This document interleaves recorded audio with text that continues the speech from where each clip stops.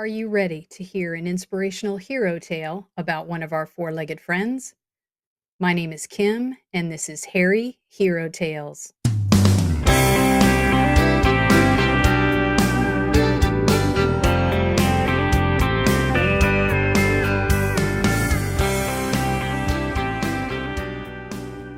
Welcome to Season 2, Episode 7 of Harry Hero Tales, Animals to the Rescue.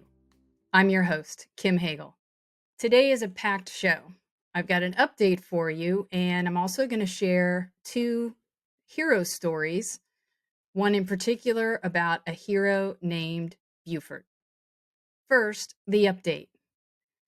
You may remember if you listened to Season 2, Episode 2, A Hero Named Peach, that I announced that I had adopted a new little rescue named Owen over the holidays. During that episode, I shared that I had sent off his DNA to Embark and find out if he was a Boston Terrier, like the rescue organization I got him from thought he was. I can tell you that this is the second Embark test that I've done, and it's been 10 years since the first time. So a few things changed, but they also improved a few things. First thing I noticed was the results came back a lot faster than they did 10 years ago. So I was grateful for that. They sent me updates and let me know the status and where it was in the process. I didn't have access to that 10 years ago either. So that was really an improvement on the process. And I had thought it would be 6, maybe 8 weeks before I got the results. Well, I can tell you that they came back in about a month, maybe a little under a month. So probably half the time than I had waited 10 years ago, which was amazing. Just like before, they sent you a link, you log in, and it shares the results. So just like last time, it did have the breakdown of the breeds and an overview of the breed history, very similar to what I had seen 10 years ago.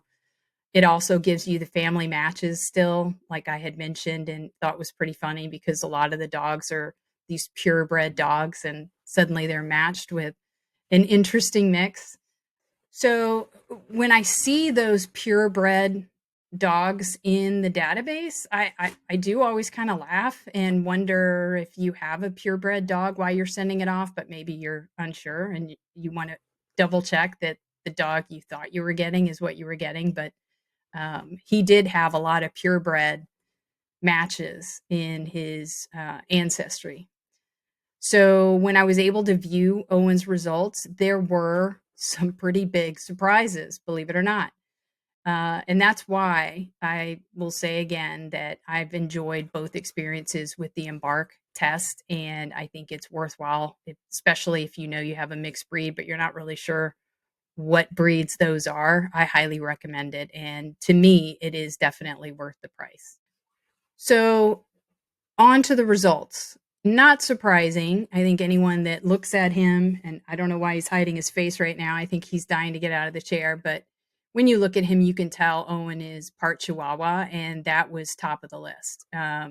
His body and size, when you look at him, just jump out as Chihuahua. And Embark tells you exactly how much he is of every breed. So for Owen, he is 33.8% Chihuahua. You can dig into the ancestry and see by parent, grandparent, etc., how much of Chihuahua is in there. Both of Owen's parents had Chihuahua mix in them, so neither were pure.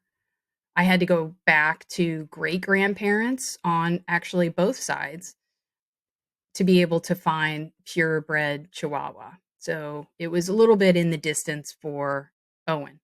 The other revelation, which was not too much of a surprise, was Boston Terrier. Owen's coloring is a perfect representation of the typical Boston Terrier with the white and black look. And I can see in his ancestry that once again, both of his parents came from Boston Terrier mixes. What was surprising was his results that he was actually only 22.4% Boston Terrier. Based on his coloring, I'd actually expected it to be a lot higher. All right, so you might notice in the video, Owen's moved. He was getting tired of his high chair. By the way, this is a very adorable mounts to the table high chair that I was hoping he would enjoy, but I think for too long a period of time, he was not happy staying in there. So we're going to have him next to me now. Now, here's where the big surprise started. Owen's top breed is not Chihuahua. It's not Boston Terrier. Owen's top breed is Pug. Owen is 37.8% Pug. And once again, looking at his ancestry, both parents have Pug mixed in, but it's pure, not too far back in his ancestry. On one side of the family, it's actually at a grandparent level and beyond. And then on the other, you only had to go back to a great grandparent and it was pure Pug and beyond. So that explains why his top breed is Pug. There is one last surprise, the last result I did not expect. While only a very small percentage of 6% in his DNA, I was stunned to find out that Owen is also part American Pit Bull Terrier. A great great grandparent was an American Pit Bull Terrier mix, and looking at Owen, I see 0 American Pit Bull Terrier, but it's in there. One thing about Embark that did change, or I forgot you didn't get unless you chose to get the health version of their kit, is how old he is. Apparently, only when you upgrade to the health background and results will you find that out. So I'm not exactly sure how old Owen is. We estimate he's probably around 10, maybe 11.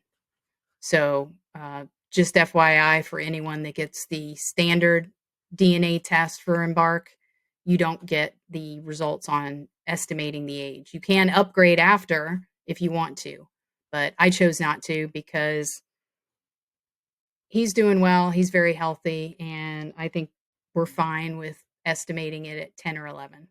Thank you for joining us in embarking on What is Owen?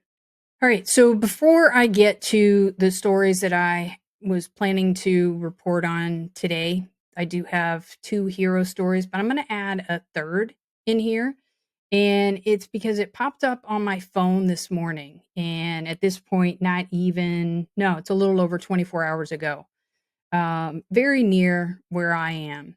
A Robertsonville, North Carolina man was rescued. He ended up being airlifted out of this area, eastern North Carolina, to, I believe, Chapel Hill, to a burn center. He was rescued by his dog. Dog's name is Cookie. And there was a fire that I believe they said on the news might have been started by a candle that was left burning and unattended. I don't know if that's been confirmed, but that is what I heard on the news, which is very unfortunate and scary. Middle of the night, dog starts barking, wakes him up. They both get out. Cookie is doing fine.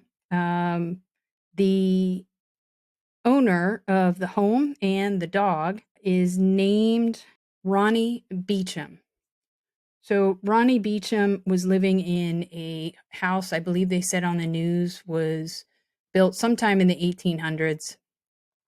The fire spread quickly. About 3 a.m., fire crews arrived. Unfortunately, what they showed on the news this morning, the house is leveled. There's nothing left, but they both survived. There is a GoFundMe. His niece, I believe, Stacy Beecham, has started a GoFundMe.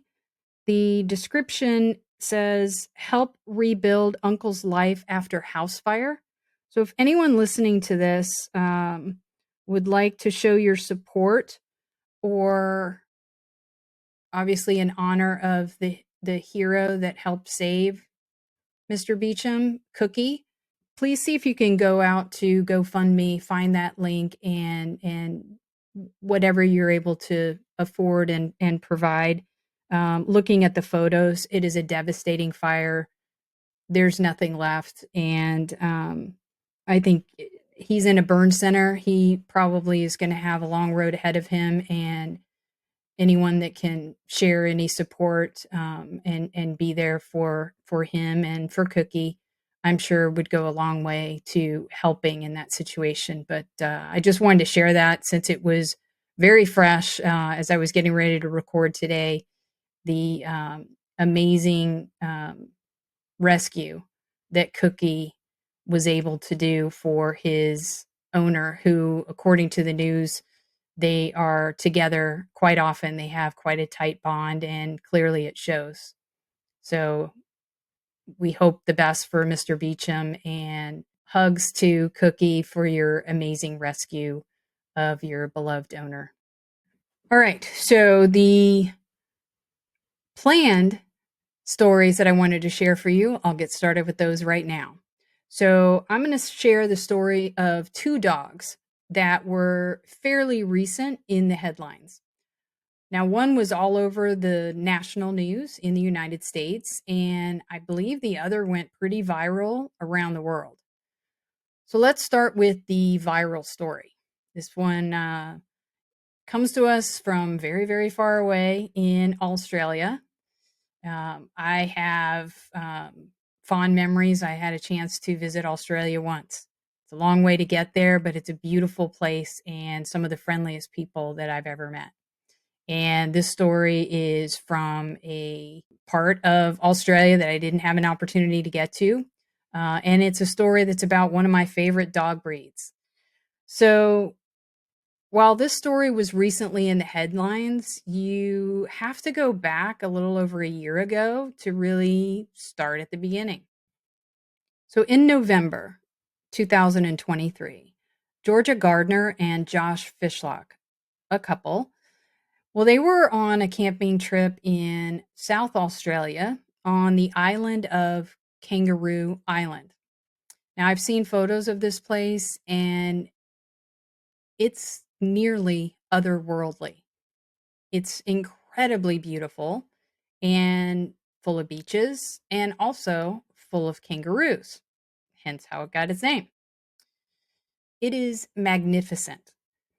Now, Georgia and Josh, they did not go alone on this holiday. They traveled with their 1-year-old black and tan dachshund named Valerie. On day 2 of their trip, the couple decided to go fishing, but they left little Valerie behind in a playpen. They wanted her to just rest and they'd be off fishing. And I don't know exactly the size of the playpen or the material, but what I know of dachshunds in my history, they are tenacious. They are stubborn. They get fixated and they will not give up. And somehow, if they're motivated, they can find their way out of a lot of things that you would not think they can get out of. Now, in one article I found, there were other campers nearby and they saw her either getting out or she had already gotten out. Most likely she was probably already out. And they saw her underneath the vehicle, the family vehicle. Worried that she might get run over, they rush over to try to capture Valerie. Unfortunately, this frightened Valerie. These are strangers. They're big people coming at her, and she got scared and she ran off into the bush. They gave chase. She went farther back into the bush. They searched and searched and notified the owners who came rushing over. They start hollering her name, running into the woods. Did not find her. Did not find her, kept looking. Their vacation is coming to an end. Multiple days have gone by. At this point, it's now 5 days, zero luck. They had to make a hard choice. I can't even imagine what this would be like. They have jobs, they have responsibilities. They're terrified for their little dog on this island of whatever predators are there. But they had to return home. And I lost a pet for just a few minutes at one point, and I nearly lost my mind. I can't imagine heading back home 15 hours away, leaving my lost dog. That trip home and the nights that followed must have been torture. And there were no signs. There were no sightings of little Valerie for more than a year. And then something miraculous happened. Around November 2024, so this is 1 year after she disappeared, people started to see a little black and tan dachshund with a pink collar. And these stories reached the people at a nonprofit called Kangaroo Wildlife Rescue.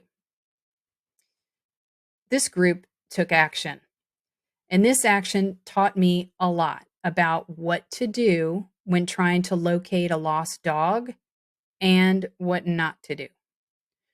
So anyone who, like me, sees a lost dog loose on the side of the road and you're terrified for the dog, being out near cars or whatever danger might be nearby, you want to rush up and catch it. And there are some tips that I'm going to share with you that can help you have a better chance of saving that dog.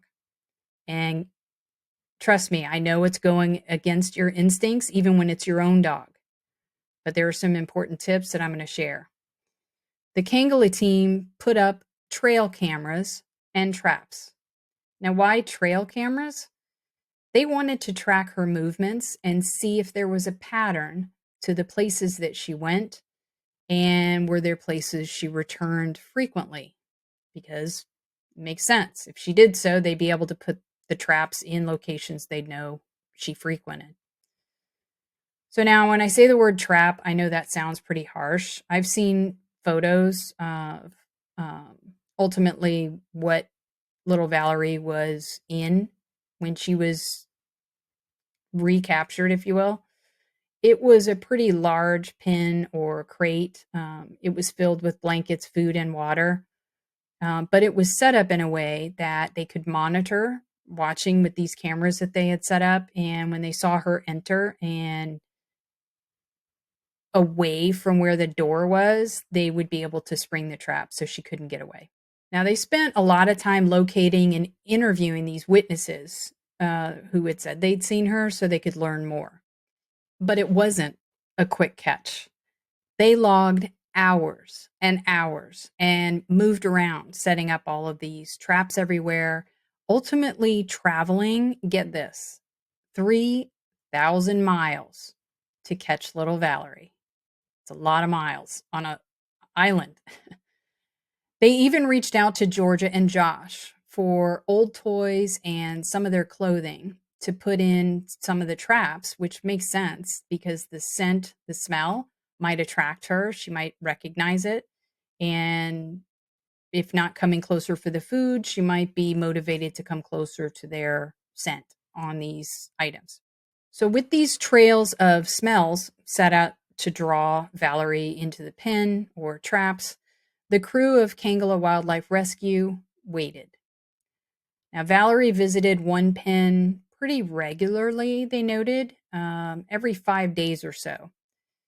But she was always quick to rush in, eat, and run before they could spring the trap. A lot of times it might be middle of the night. Maybe they weren't watching. Who knows?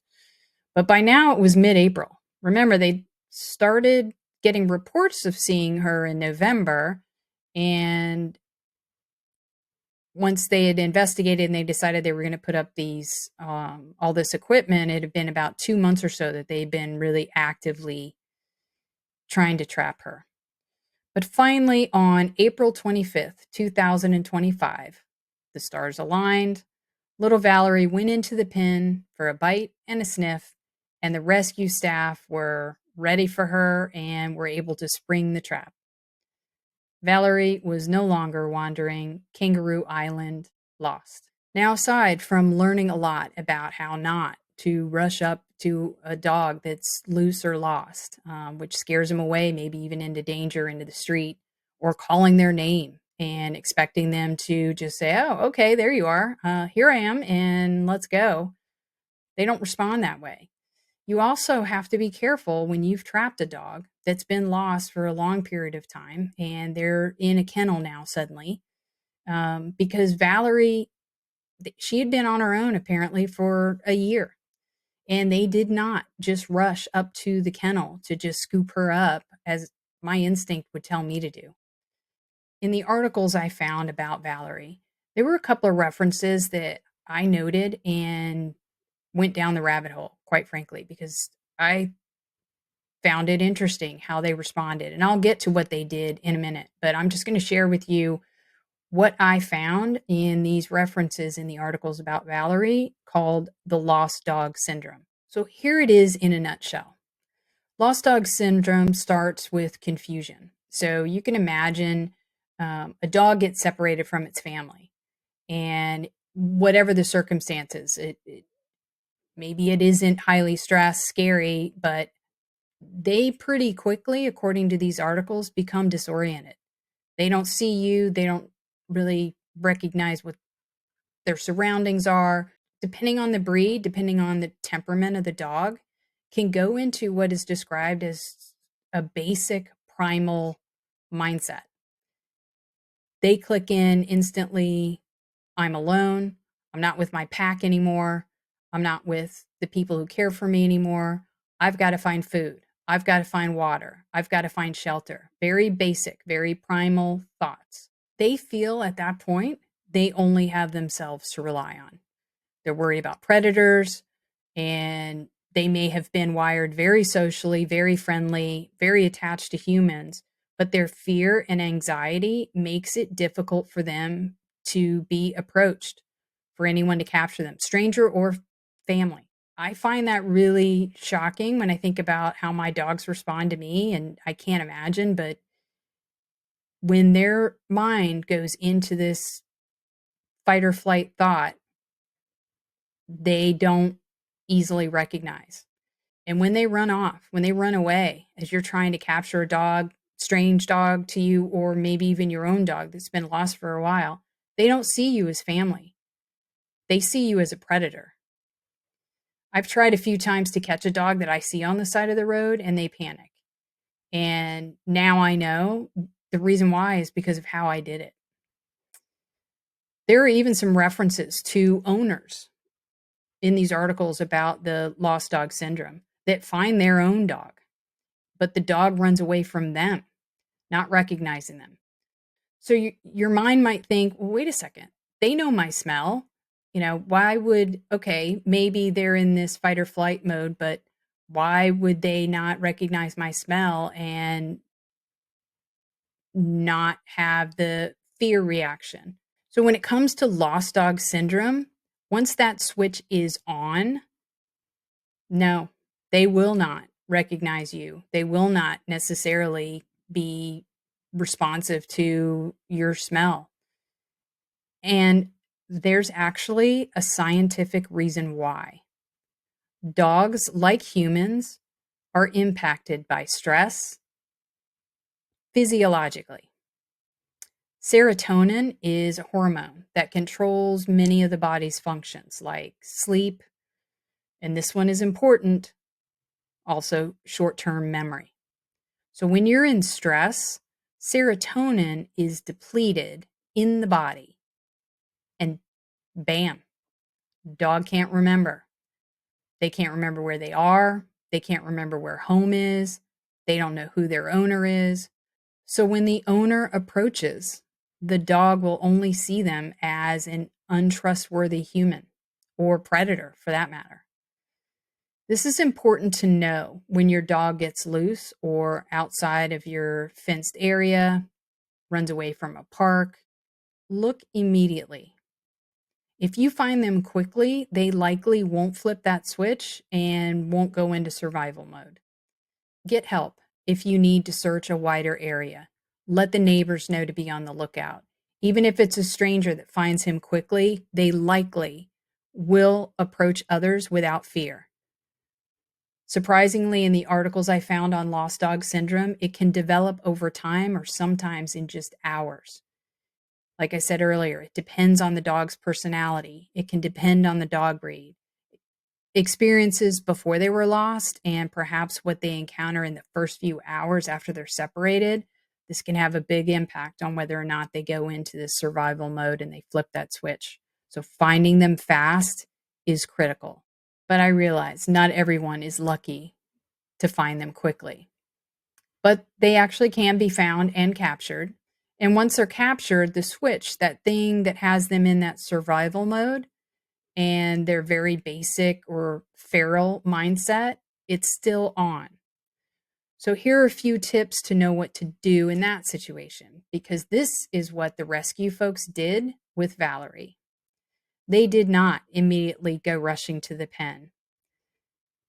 I would want to rush in there and scoop her up and, are you okay? And all of the things that I think most people that are listening to this would want to do. But they did not do that. They were worried about her mental state. She had been lost on this island for more than a year at that point. She was expected to still be in survival mode. With the cameras on monitoring her, they watched her pace and panic a little bit after the trap had been sprung. But eventually, little Valerie just settled down, curled up on the blankets, ate some food, went to sleep. So later, having one of Valerie's owner's shirts on her, one of the rescuers, a staff member named Lisa, approached her in the pen very slowly. She was expecting to have to do the following. She would enter the pen, not make eye contact, sit down to keep her body low, less intimidating to Valerie, and then just wait. I've seen videos of online shelters with terrified, completely shut down dogs that cower in the corner, which is heart-wrenching to see. And the people become as small as they possibly can in those videos that I've seen. And the dogs respond by crawling into the corner, crouching down, trying to be invisible, not be seen, or sometimes they're aggressive. They can be growling. Um, all of this is because of the fear, because of it can be lost dog syndrome. Who knows how long they were on the streets. And it can take treats, multiple visits, very calm, quiet, letting the dog make the decision, letting the dog relax. And you can almost, when you watch those videos, if you've looked for any of those on TikTok, some of the rescue videos that I've seen, you can almost see the moment that they flip that switch and they amazingly choose to trust again, even if it's just a little bit. Well, back to our story about Valerie, it was not what they had expected. So she was up front at the pen as they were walking up, barking, responsive to them, coming towards her, excited, waiting for them almost, it seemed, the way they described it. They brought her favorite foods. She was very friendly, very responsive to the rescuers, and even allowed them to pick her up and snuggle. So after decompressing for a couple of weeks and having a full checkup at the vet, she was perfectly healthy, by the way, no issues. And just this recent weeks, if you search about the story, she's actually back home with her family. And they said she was heavier. Her owner said she had put on about 2 pounds. Now, on a little tiny dachshund, that can be a lot of weight. So from November 2023 to when she was rescued and back home with her family in spring of 2025, she put on some weight. So that brings me to some other information that I found doing some background search. And I'm sharing this part of the story because, yes, it is a happy ending. And it's astonishing that after more than a year being lost, this tiny dachshund was found safe and sound. End of story, bookend. She was lost. More than a year later, she was found. It's a great story. But there is speculation that popped up around the time they announced they had found her and she was about to be returned to her family. The new spin is Valerie was not actually lost all of this time. So the early news stories, when they started talking about, hey, there are sightings of this dog and they're trying to recapture this dog, and isn't it amazing? They're seeing, people are seeing this dog, and they started speculating. How is it possible after a year? And this is before she was actually recaptured. So they were speculating, like, how has she survived on her own? Was she drinking, water from puddles or rainwater or from a creek, or all the speculation. They were even speculating that she was consuming roadkill to survive. Now the stories are, they think some people or a particular person, I don't think they know exactly a person, but they're thinking at least one person, maybe more, have actually been taking care of her all of this time. So remember the traps that they were setting, and she was coming every 5 days or so? According to the research and some of these stories that have started to speculate that, nah, this can't be exactly how this went down, they find that a hungry dog that sees that there is food in a particular area available would not wait 5 days to come back and check that location again. So they think that she's probably has food somewhere else, likely from a person. So far, no one has come forward to say that they have been feeding her or watching out for her for this whole year. The other thing that people are speculating about is Valerie's behavior in the pen and towards the rescuers after she had supposedly been out, lost dog syndrome, primal thoughts, and had that switch turned on, that how she responded was atypical of what you would see with a dog that had been loose and on its own the entire time for a year. So fine. So Valerie is not a textbook case in appearance anyway, how she responded after she was rescued. She's not a textbook case of lost dog syndrome. So what would the motivation be? What are they speculating the motivation is? Some people are speculating that the rescue organization itself was doing this in order to gain donations, because they were publishing a lot of this content, a lot of the efforts to try to rescue her. Now, to me, that seems extreme and unlikely. Did they ultimately want more people to be aware of this situation and what they were doing to rescue this dog? Sure. Were they lucky that it went viral and a lot of people were paying attention to what they were doing and they were able to get donations? Sure. They ultimately were successful in capturing Valerie. I think they deserve donations for what they did and the hours they spent and the miles that they traveled in order to capture this dog. And you can clearly see in some of the footage before she was rescued, she on the trail cameras that they were tracking and monitoring where she was going, she is loose. It is not like she's got a leash dangling behind her. She's loose and wandering around in a lot of different areas. So somehow she survived. Now, even if there were some people that were aware or saw a lone dog wandering around that they thought was cute and they'd put some food out, fine. it doesn't appear to me anyway that she was kept.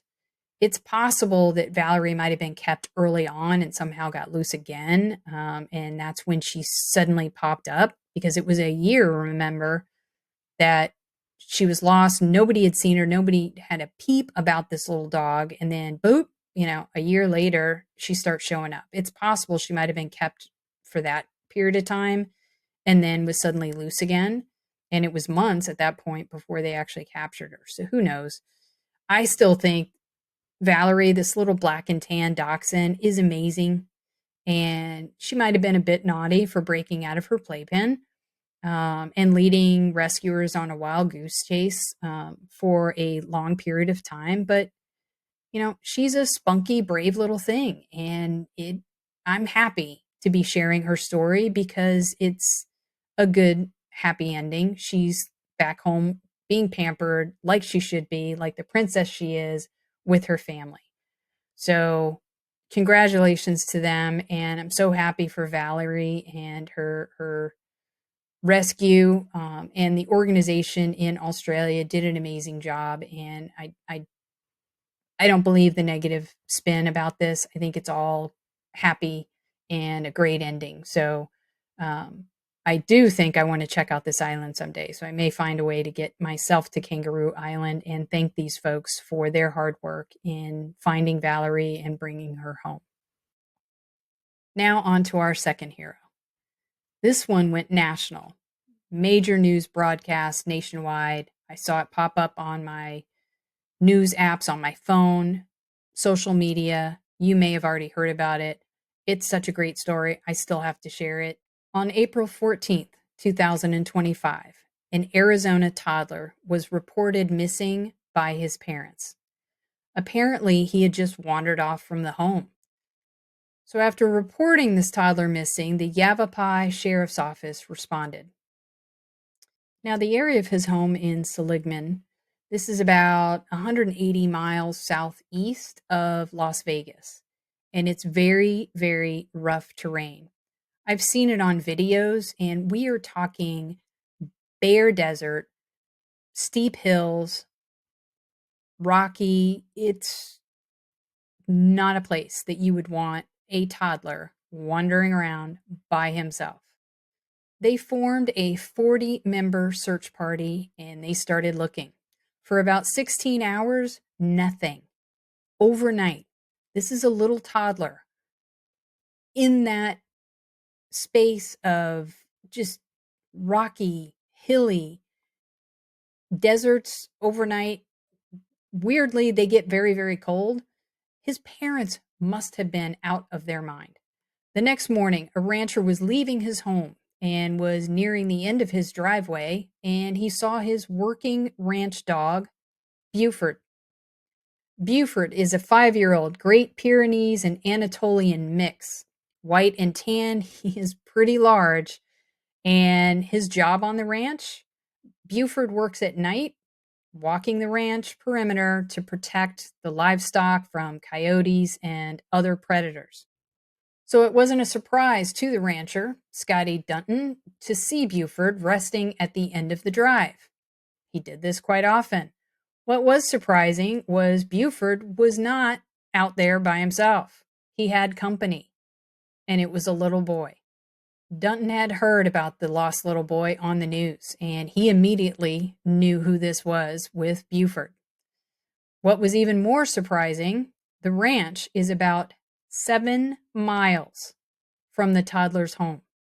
He walked and walked 7 miles in the desert, mostly alone. For one part, he was not alone. Dunton actually searched out the tracks and he was able to backtrack where Buford met up with the little boy. And it turns out they were walking together for at least a mile, but it's unclear from the tracks. It might have actually been longer than that. They may have actually met up sooner on this trek across the desert. Wherever it was, Buford did not leave the boy's side and somehow encouraged the boy to follow him all the way home to his ranch. The sheriff reported later that during their search, the rescue helicopter spotted not one, but 2 mountain lions along the terrain the little boy likely traveled. That is so scary. The boy's condition after being found, no injuries, perfectly safe.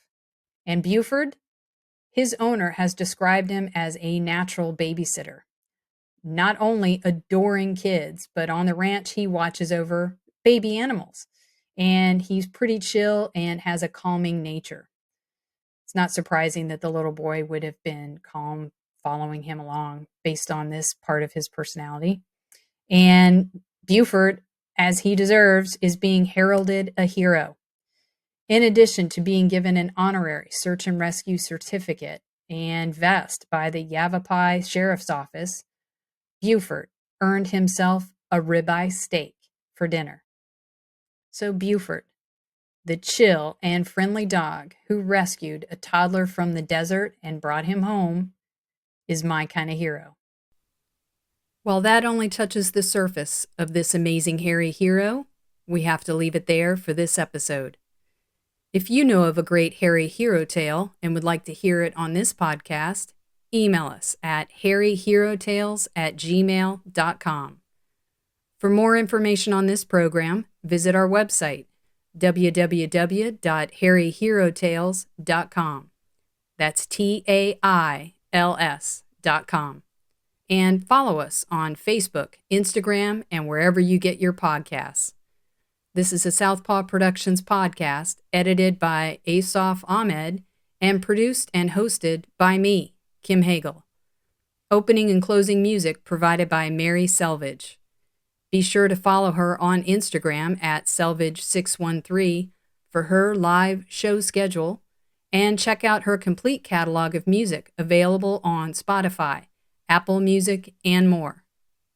And remember, there are four-legged heroes all around us. Who knows? You might even adopt one. I've adopted many little heroes from some amazing animal rescue organizations, and I've featured two on my website, the All-American Dachshund Rescue and the French Bulldog Rescue Network. If you are looking to rescue your next hero or would like to help with transport or financial support, I highly recommend both of these organizations. Neither are affiliated with this program in any way, but they both have my sincere gratitude and support. Thank you to all of the heroes of the world, and a special shout out for hairy heroes everywhere.